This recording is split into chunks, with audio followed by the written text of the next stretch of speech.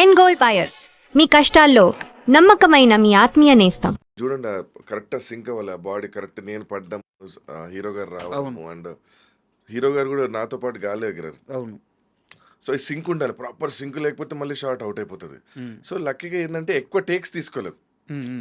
And మీరు అన్నట్టు two times చేశారు.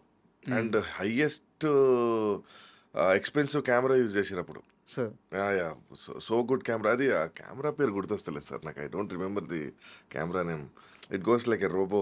ఓకే. యా, ప్రాపర్ టైమింగ్ ఉండాలి. అంటే మనం ఎక్కడైతే పడాలో ఒక మార్క్ వేస్తారు అక్కడే పడాలి. ఓకే. సైడ్కి పడ్డా మళ్ళీ తీస్తారు. సార్ కూడా ఎక్కడికైతే రావాలి అక్కడికే రావాలి. ప్లేస్మెంట్ కరెక్ట్ గా అదే ప్లేస్మెంట్కి రావాలి. ఇంకా ఆప్షన్ లేదు నీకు. ఎందుకంటే కెమెరా ఒక ప్రోగ్రామ్ ఫిక్స్ చేస్తారు కెమెరాకి.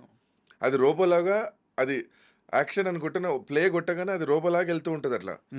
సో వాళ్ళు ఎక్కడైతే మార్క్ ఇస్తారో అక్కడే పడాలి. అటు ఇటు అయినా మళ్ళీ చేస్తారు. సో లక్కీగా అది ప్రాపర్ సింక్ అయింది. That's time. It went well. ఎంత టైం పట్టింది ఆ షాట్ మొత్తం తీయడానికి? మేము ఆల్మోస్ట్ 1 డే అయింది సార్. 1 డే మొత్తం ఒక్క shot? Yes, full day shot అది. ఎందుకంటే నీకు ప్రోగ్రామింగ్కే చాలా టైం పట్టిపోతుంది నీకు.